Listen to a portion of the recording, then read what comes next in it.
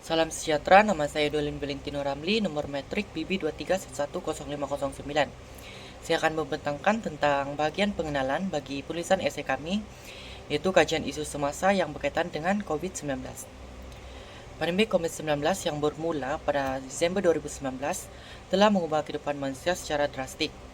Setiap negara termasuk Malaysia telah mengambil langkah-langkah seperti Perintah Kawalan Pergerakan (PKP) untuk mengurangkan penularan virus COVID-19. Perubahan ini mempengaruhi cara kita berinteraksi, bekerja, dan menjalani hidup seharian. Langkah-langkah tersebut bertujuan untuk mengurangkan kesan kesehatan dan penularan virus dalam masyarakat. Kajian ini akan membincangkan norma budaya baru akibat pandemi COVID-19, yaitu halangan komunikasi dan mekanisme yang digunakan oleh masyarakat untuk mengatasi cabaran ini. Dengan memahami cabaran komunikasi dan budaya, kita dapat mengenal pasti langkah untuk meningkatkan komunikasi dan mengukuhkan norma baru. Seterusnya, saya akan membentangkan tentang objektif pertama kami, yaitu konsep norma budaya baru berhubung pandemi COVID-19, yaitu penjarakan sosial dan cara bekerja. Dalam era globalisasi ini, manusia sering berhadapan dengan perubahan yang mendadak. Pandemi COVID-19 ini telah mencipta cabaran kesehatan dan mengubah landscape budaya serta sosial masyarakat di Malaysia. Norma budaya baru seperti penjarakan sosial telah mengubah cara kita berinteraksi, bekerja, dan cara hidup. Penjarakan sosial yang diamalkan ini dapat mengurangkan sentuhan fisikal, kini menjadi ciri penting dalam kehidupan seharian. Perubahan ini mempengaruhi sektor perniagaan, pendidikan, agama, dan sektor awam yang lain. Walau bagaimanapun mencabar, penjarakan sosial juga membawa nilai perpaduan dan penjagaan sosial dalam kalangan masyarakat. Pandemi ini juga mengubah cara kita bekerja, memaksa penggunaan teknologi seperti Zoom dan Microsoft Teams. Ini mempercepatkan transformasi digital, tetapi juga menimbulkan cabaran seperti keletihan Zoom dan kesukaran memisahkan kehidupan profesional dan pribadi. Kesimpulannya, pandemi COVID-19 telah mempengaruhi norma budaya baru yang mempengaruhi cara kita berinteraksi dan bekerja. Penjarakan sosial dan penggunaan teknologi telah mengubah dinamik sosial dan pekerjaan, sambil membawa peluang untuk inovasi. Kita perlu terus mematuhi garis panduan kesehatan bagi mengekalkan hubungan sosial yang bermakna dan menyelesaikan diri dengan cara kerja baru untuk memastikan kesejahteraan dan produktiviti berterusan. Dengan pendekatan yang betul, kita boleh mengatasi cabaran ini dengan membentuk masa depan yang lebih berdaya tahan dan inovatif. Assalamualaikum dan salam sejahtera. Nama saya Muhammad Fariqan bin Muhammad Effendi bernombor mencik BA2311-0512. Dalam video ini saya akan membentangkan dalam bahagian saya iaitu pembelajaran norma baharu. Semasa dalam pandemik COVID-19 telah memaksa sistem pendidikan untuk beradaptasi dengan cara yang belum pernah terjadi sebelumnya. Dan pembelajaran norma baharu telah melibatkan perubahan dalam pendekatan pengajaran dan pembelajaran serta penggunaan teknologi secara meluas. Tanpa menggunakan teknologi tersebut, kita memang tidak akan dapat meneruskan pembelajaran seperti biasa disebabkan pandemik COVID-19 yang menyebabkan pergerakan kita telah dihadkan oleh kerajaan Malaysia. Antara pendekatan yang telah dibuat dalam pengajaran dan pembelajaran ini adalah melalui PDPR, pengajaran dan pembelajaran dari rumah. Dan kebanyakan pelajar menggunakan alat elektronik yang minimum, iaitu dengan hanya menggunakan telefon pintar semata-mata untuk mengikuti kelas atas talian yang telah dibuat oleh pihak sekolah. Dan antara impak negatif yang kita boleh nampak ialah pelajar akan menghadapi masalah iaitu had interaksi semasa kelas berlangsung seperti dalam Google Meet dan sebagainya yang memberi kesukaran kepada pelajar untuk berinteraksi secara langsung sama ada dari segi gadget elektroniknya ataupun rangkaian Wi-Fi internetnya sendiri. Yang kedua, yang antara impak negatifnya adalah had paparan yang terhad sebenarnya memberi kesan juga kepada pembelajaran sebab grafik yang menarik dan jelas adalah pembelajaran yang sangat efektif untuk dilaksanakan. Dan selain itu, manusia secara hakikinya adalah cenderung untuk memproses maklumat visual dengan lebih mudah daripada teks. Dan itu je daripada saya dan terima kasih.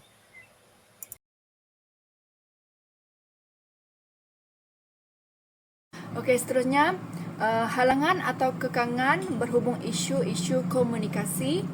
dan budaya yang dihadapi oleh masyarakat dalam menghadapi norma budaya baru kesan pandemik COVID-19 adalah dalam mengekalkan bentuk komunikasi sedia ada. Okey, seperti yang kita tahu, komunikasi ini merupakan tindakan menyampai atau mendapatkan maklumat daripada seseorang kepada individu dan kepada individu yang lain. Ia boleh berlaku antara dua pihak, di mana pemberi maklumat dan penerima maklumat.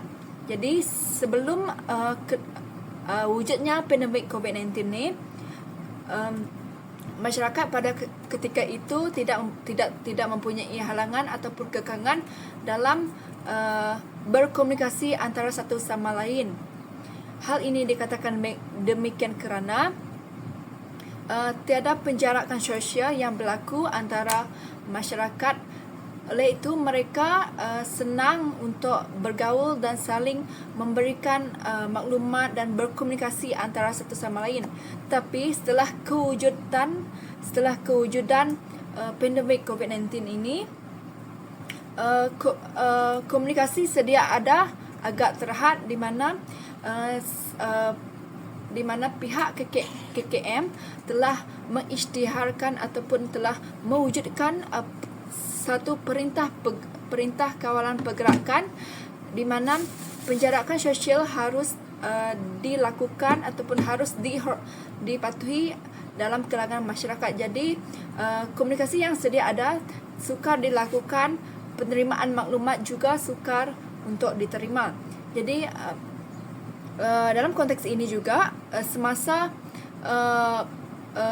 pengajaran dan pembelajaran PDP, pihak KPM juga telah mengarahkan bahawa setiap sekolah ditutup dan akan menjalankan pengajaran dalam talian. Jadi maklumat ataupun komunikasi yang disampaikan sukar didapati dan berkemungkinan menghadapi masalah komunikasi dalam kalangan pelajar dan juga murid-murid. Jadi secara kesimpulannya, setelah kewujudan pandemik COVID-19 ini, komunikasi yang sedia ada sukar dikekalkan kerana adanya satu prosedur baru di mana kita harus mematuhi satu prosedur tersebut. Selain itu, kekangan berhubung isu-isu komunikasi dan budaya yang dihadapi oleh masyarakat dalam menghadapi norma budaya baru kesan pandemik COVID-19 ialah kesukaran dalam menjaga hubungan sosial secara fizikal dan kesan isolasi sosial. Kenapa rakyat menghadapi kesukaran dalam menjaga hubungan sosial secara fizikal? Ini kerana mereka menghadapi kesukaran dalam melakukan aktiviti harian serta pergerakan untuk secara terbatas. Hal ini mewujudkan pelbagai sekatan yang telah mencetuskan suasana yang mendorong kepada tekanan, kemurungan dan keresahan dalam anggota masyarakat di negara ini secara lebih meluas. Contohnya, rakyat pun akan terbatas dalam melakukan aktiviti harian mereka, contohnya seperti aktiviti riadah. Dan selain itu, penutupan sempadan dan negara juga memberi kejutan kepada seluruh manusia. Jadi, apabila berlaku perkara sedemikian, setiap rakyat dia perlu mematuhi perintah kawalan pergerakan. Kesan isolasi sosial pula, masyarakat terkesan dari segi emosi dan kesihatan mental. Hal ini dikatakan demikian kerana individu yang terkena COVID-19 dia menghadapi saat-saat gentil. Kenapa mereka menghadapi saat-saat gentil? Kerana mereka tidak tahu wabak ini adakah akan sembuh ataupun tidak. Sebab COVID-19 dia boleh mendatangkan maut kepada individu yang dijangkiti. Jadi perasaan cemas dan sedih akibat tekanan wabak tersebut boleh berlaku dalam individu yang terkena wabak tersebut. Isolasi sosial ini dimaksudkan contohnya kita dilarang untuk berkumpul di kawasan yang sesak untuk untuk menghindari daripada terkena wabak tersebut. Oleh demikian, wujud kemurungan yang dihadapi oleh segelintir individu. Nama saya Nicholas John Mariaman, nombor matrik BB23110707. Okey, saya akan bentangkan salah satu halangan atau kekangan berhubung dengan isu-isu komunikasi antara budaya yang dihadapi oleh masyarakat dalam menghadapi norma budaya baharu kesan pandemik COVID-19, iaitu isi dia adalah stigma dan diskriminasi, di mana stigma merupakan satu pandangan negatif seseorang individu kepada individu lain yang memiliki personaliti atau karakter yang unik yang dianggap sebagai satu kelemahan. Manakala diskriminasi pula bermaksud perlakuan yang membeza-bezakan warna kulit, keturunan, genetik ataupun yang wujud terhadap seseorang individu ataupun kepada sekumpulan, biasanya di dalam keluarga. Ketua Pengarah Kesihatan Tan Sri Dr. Nurul Hisham Abdullah pada awal tahun telah dia menegaskan pesakit yang telah sembuh dan menjangkiti orang lain. Beliau menjelaskan berdasarkan hasil kajian, di mana hasil kajian mengenai kultur yang dilakukan berulang kali yang menunjukkan virus COVID-19 gagal dibiarkan. Justru Kementerian Kesihatan Malaysia, beliau membuat kesimpulan bahawa keputusan positif COVID-19 bagi pesakit yang sudah sembuh berpunca daripada virus atau fragmen virus lingkungan DNA yang sudah mati. Penemuan serupa turut dilaporkan di beberapa tempat atau beberapa negara, misalnya Korea Selatan, China, Singapura dan Jerman. Beliau pun sudah berulang kali diingatkan, tetapi stigma sebagai masyarakat tetap mendiskriminasi bekas pesakit COVID-19 sehingga menyebabkan mereka dipandang hina, dipandang serong. Malah senario ini pernah berlaku di mana sebuah keluarga di Kelantan yang dijangkiti, namun mereka dipandang serong oleh masyarakat sekeliling, terutamanya di kampung mereka. Keluarga tersebut turut merayu dan mengharap supaya masyarakat tidak bersikap negatif terhadap mereka yang berstatus bekas pesakit pandemik itu. Mengenai stigma itu, pakar hikmat konseling dan psikologi bebas iaitu Dr. Wong Kok Ai ataupun Dr. Kok sahaja dilaporkan berkata, budaya diskriminasi ini terhadap pesakit tahap kesihatan mental mereka termasuklah rasa takut terhadap orang yang dijangkiti, tetapi mereka perlu sedar bahawa pesakit itu tidak akan menyebabkan virus berkenaan. Bekas pesakit COVID-19 juga akan berdepan dengan kesan psikologi yang tinggi dan seharusnya masyarakat sekeliling memainkan peranan membantu mereka dan bukannya melarikan diri. Masyarakat yang mempunyai stigma merupakan musuh yang lebih berbahaya dari virus COVID-19. Itu sendiri kerana dari stigma itu sendiri yang mencetuskan suasana yang lebih parah. Stigma ni dia terlampau tidak menjadikan keadaan yang menjadi lebih baik kerana kita tak boleh mengambil contoh untuk bagaimana masyarakat melihat dan menilai individu yang mendapatkan rawatan berkaitan kesihatan mental yang dikaitkan sebagai seseorang yang gila dan perlu dijauhi. So, keadaan ini menyebabkan isu kesihatan mental masih menjadi sesuatu yang tabu dalam kalangan masyarakat kita sehingga ke hari ini. Individu yang mengalami masalah kesihatan mental juga terberani tampil ke hadapan untuk berkongsi masalah mereka. Bekas pesakit pula tidak membercerita kisah perjuangan mereka untuk sembuh. Puncanya kerana stigma. Sudah tentunya stigma sudah sebati dalam kalangan masyarakat terhadap pesakit mental kebanyakan pesakit mental telah membunuh diri, membunuh jati diri dan semangat mereka lebih awal. Justru cara kita berkomunikasi mengenai virus ini perlu diperbetulkan supaya segala maklumat yang kita kongsikan mencetuskan masyarakat yang mengambil tindakan yang lebih efektif dan efisien antara satu dengan yang lain bagi memerangi penyakit ini untuk mengelakkan timbulnya ketakutan, stigma dan diskriminasi antara dalam kalangan masyarakat. Assalamualaikum dan salam sejahtera. Seterusnya, halangan atau kekangan berhubung isu-isu komunikasi dan budaya yang dihadapi oleh masyarakat dalam menghadapi norma budaya baharu kesan pandemik COVID-19 ialah perubahan dalam adat dan tradisi.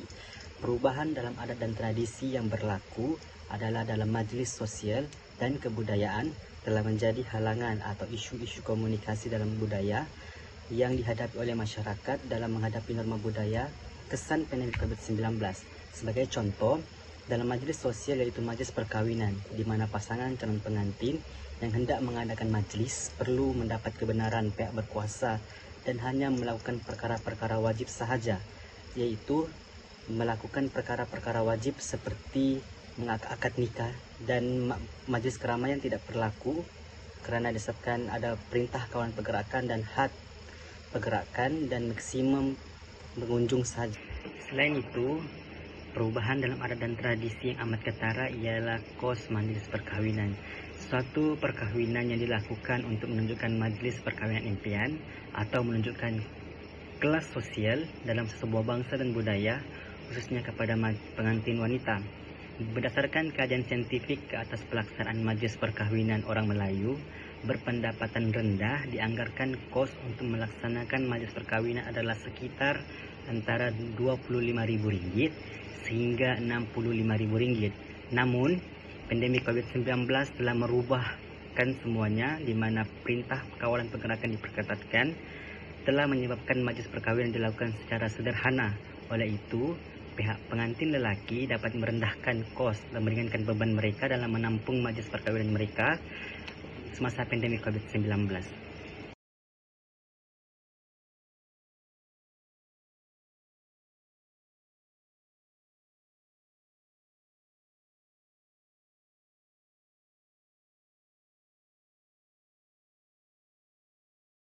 Assalamualaikum dan selamat sejahtera. Nama saya Muhammad Danish Dani bin Muhammad Ali.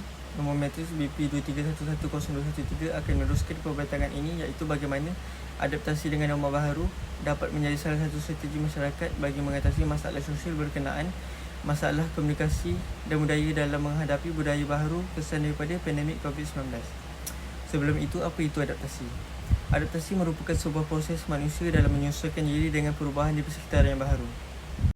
Poin pertama bagi memudahkan proses adaptasi itu berkesan adalah masyarakat perlu beradaptasi dengan pendidikan menerusi digital terlebih dahulu.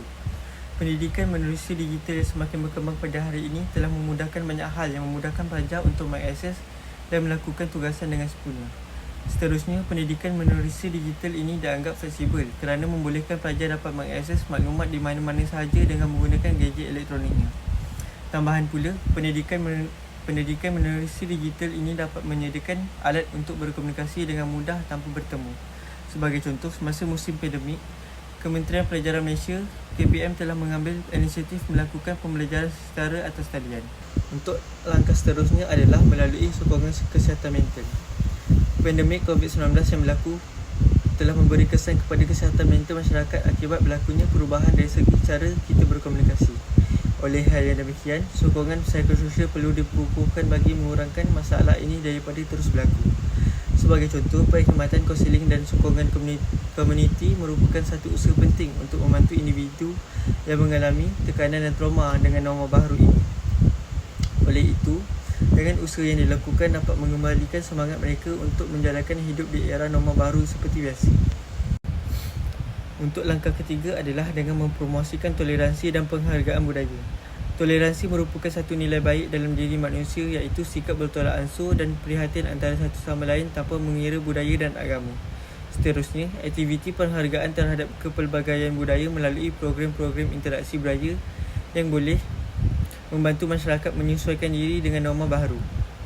Misalnya, aktiviti seperti festival budaya yang dilakukan secara atas talian serta forum diskusi antarabangsa dapat mengeratkan hubungan antara pelbagai budaya. Oleh itu, dengan usaha yang dilakukan dapat membantu masyarakat Malaysia yang berbilang kaum ini mudah beradaptasi dengan norma baharu. Sekian, terima kasih. Assalamualaikum, nama saya Siti Nur Afifah Balkis. Nombor matriks BP 2311010187. So, pada hari ini saya akan membentangkan tentang kempen kesedaran kesihatan melalui media massa dan penggunaan aplikasi MySejahtera. So, seterusnya kita beralih kepada kempen kesedaran kesihatan melalui media massa. So, media massa dan teknologi digital pada hari ini menjadi salah satu alat yang paling utama untuk menyampaikan sesuatu maklumat dan membantu masyarakat mengurangkan risiko kesihatan lah.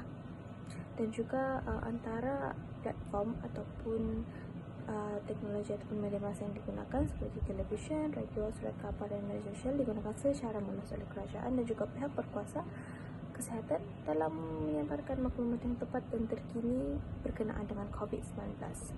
So, melalui pelbagai platform, contohnya Instagram, Facebook, WhatsApp, memastikan bahawa maklumat penting dapat disampaikan dan dapat tersebar luas kepada masyarakat lah. Tidak kira umur, latar belakang dan juga lokasi. Seterusnya, antara maklumat yang disampaikan adalah memakai pelitup muka, menjaga jarak fizikal, kerap untuk mencuci tangan dan mengelakkan tempat-tempat yang sesak ataupun keluar ke tempat yang sesak secara konsisten agar kesihatan masyarakat dapat terjamin lah. Yang pula adalah penggunaan aplikasi MySejahtera. So, aplikasi MySejahtera ini ditubuhkan adalah untuk memantau lokasi yang mereka kunjungi ataupun yang masyarakat kunjungi dan menerima maklumat penting mengenai kawasan yang berisiko tinggi lah. Contohnya, terdapat juga pemesanan kontak rapat dengan kes-kes positif COVID-19. Dalam aplikasi ini juga sangat membantu pihak berkuasa kesihatan dalam mengawal penularan virus COVID-19 ini dengan lebih berkesan dan lebih efektif. Seterusnya juga memudahkan proses pendaftaran, proses untuk bertemu janji, menerima maklumat terkini dari vaksinasi pengguna lah, status vaksinasi masyarakat. Dan akhir sekali, dapat mengakses maklumat yang tepat pada masanya adalah sangat penting untuk mengurangkan kebimbangan dan ketidakpastian dalam kalangan masyarakat lah. Contohnya, terdapat satu kes positif COVID di kalangan mereka, contohnya jiran mereka. So, melalui aplikasi ini mereka dapat memantau sesiapa yang mempunyai kes positif ataupun tidak. So, perkara ini dapat mengurangi jangkitan COVID-19 lah. Itu sahaja daripada saya. Sekian dan terima kasih. 9 akan menerangkan strategi ketiga, iaitu penggunaan teknologi digital. Antara strategi yang dilaksanakan ialah meningkatkan penggunaan teknologi digital dalam kehidupan seharian. Dengan kemunculan teknologi yang lebih canggih, kesan daripada revolusi industri 4.0, lebih banyak aplikasi dan laman web yang kita boleh gunakan bagi menampung kekurangan yang wujud kesan pasca pandemik COVID-19 ini. Sebagai contoh, penggunaan platform digital dapat membantu para pekerja untuk melaksanakan tugas mereka ketika PKP dijalankan dan memaksa majoriti pekerja dan organisasi mengadaptasi model kerja jarak jauh. Platform komunikasi seperti Zoom, Microsoft Teams dan juga Google Meet telah menjadi alat yang sangat penting untuk menjalankan mesyuarat dalam talian, sesi latihan dan kolaborasi harian. Penggunaan teknologi ini dapat mengurangkan keperluan pekerja bagi perjalanan fizikal, terutamanya ketika perintah kawalan pergerakan dan penjarakan fizikal dilaksanakan, serta menjimatkan masa dan kos kepada pekerja dan organisasi. Ini adalah dikatakan demikian kerana apabila pelaksanaan kerja dibuat secara atas talian, para pekerja boleh menyelesaikan tugasan mereka mengikut ketetapan masa tersendiri sekaligus meningkatkan fleksibiliti waktu kerja dan keseimbangan kerja kehidupan. Selain daripada aspek profesional, penggunaan teknologi digital sebagai contoh platform komunikasi juga digunakan untuk mengekalkan hubungan sosial masyarakat. Aplikasi-aplikasi seperti WhatsApp, Facebook Messenger, TikTok, Instagram dan Skype membolehkan interaksi secara berterusan dapat dilaksanakan bersama ahli keluarga dan rakan-rakan untuk berkongsi cerita dan mengekalkan sokongan emosi. Sektor pendidikan juga mengalami kesukaran untuk menjalankan sesi pengajaran dan pembelajaran PDP seperti biasa kerana halangan penjarakan fizikal. Oleh sebab itu, institusi pendidikan bermula dari tadika hingga ke peringkat universiti terpaksa beralih kepada model pembelajaran yang lebih sesuai digunakan ketika penutupan sektor persekolahan dijalankan, iaitu dengan mengadakan PDP secara atas talian ataupun dikenali sebagai PDPR. Platform seperti Google Classroom dan Moodle digunakan bagi melaksanakan kuliah, pembahagian tugasan pelajar serta peperiksaan. Platform digital amat membantu sektor pendidikan dalam memastikan kelangsungan pendidikan walaupun dalam keadaan institusi yang terpaksa ditutup. Assalamualaikum warahmatullahi wabarakatuh kepada Dr. Halina Sendra. Nama saya Hanafi bin Awang Rahim. Matriks nombor saya ialah BB23110136. Saya akan membentangkan berkenaan dengan tajuk saya norma budaya yang dihadapi oleh masyarakat, kesan daripada pandemik COVID-19. Antara kesan daripada COVID-19 iaitu kewujudan e-dagang dan perkhidmatan penghantaran bagi keberlanjutan ekonomi asas. Pertama, peningkatan akses pasaran. E-dagang membolehkan peniaga kecil dan sederhana PKS menjangkau pasaran yang lebih luas termasuk antarabangsa tanpa perlu membuka kedai fizikal. Ini memberi peluang kepada mereka untuk memporoskan lagi jangkauan pelanggan dan meningkatkan jualan. Yang kedua, peningkatan peluang pekerjaan. Sektor e-dagang dan perkhidmatan penghantaran mencipta banyak peluang pekerjaan baharu terutama dalam bidang logistik, pengurusan stok, teknologi maklumat dan perkhidmatan pelanggan. Ini berpotensi bagi mengurangkan kadar pengangguran dan menyumbang kepada pertumbuhan ekonomi. Yang ketiga, peningkatan kemudahan pembelian. Pengguna kini dapat membuat pembelian secara mudah tanpa perlu pergi ke pusat-pusat beli belah kerana produk yang mereka inginkan dapat dibeli melalui hujung jari sahaja. Bahkan mereka juga boleh membandingkan harga dan produk dengan lebih efisien yang meningkatkan kepuasan dan kesetiaan pelanggan. Yang keempat, pengurusan kos operasi. Perniagaan boleh mengurangkan kos operasi dan tidak perlu menyewa atau membeli permis secara fizikal. Sistem pengurusan inventory digital juga membantu mengurangkan kos penyimpanan dan pengendalian stok. Kelima, penggunaan teknologi yang inovatif. Integrasi teknologi seperti sistem pembayaran secara digital, analitik data dan kecerdasan buatan membantu mempercepatkan lagi mengamankan proses jual beli. Ini dapat membantu peniaga memahami tingkah laku pelanggan dan memperbaiki strategi pemasaran mereka. Yang keenam, sokongan terhadap ekonomi setempat. E-dagang mampu membantu peniaga tempatan bersaing dengan syarikat yang lebih besar, memberikan mereka platform untuk menjual produk mereka kepada pasaran yang luas serata dunia. Ini menyokong perkembangan ekonomi tempatan dan meningkatkan pendapatan peniaga kecil. Sekian daripada saya, terima kasih. Kesimpulannya, pandemik COVID-19 telah memberi impak yang besar kepada masyarakat dari segi komunikasi budaya dan kesihatan mental. Dan masyarakat menghadapi cabaran dalam menjaga hubungan sosial dan komunikasi disebabkan oleh sekatan sosial dan kekurangan akses kepada internet. Selain itu, norma budaya baru yang diperlukan dalam menangani pandemik ini telah mengubah cara masyarakat berinteraksi dan berkomunikasi. Dan juga krisis COVID-19 ini juga telah menyebabkan isolasi sosial yang memberi kesan negatif terhadap emosi, kesihatan mental dan kesihatan fizikal masyarakat. Tambah pula tekanan yang telah dialami oleh individu terutama semasa perintah kawalan pergerakan boleh menyebabkan masalah kesihatan mental seperti kemurungan. Oleh itu, penting untuk mengambil langkah-langkah untuk menjaga kesihatan mental dan fizikal serta menguatkan komunikasi hubungan sosial dalam menghadapi cabaran pandemik ini.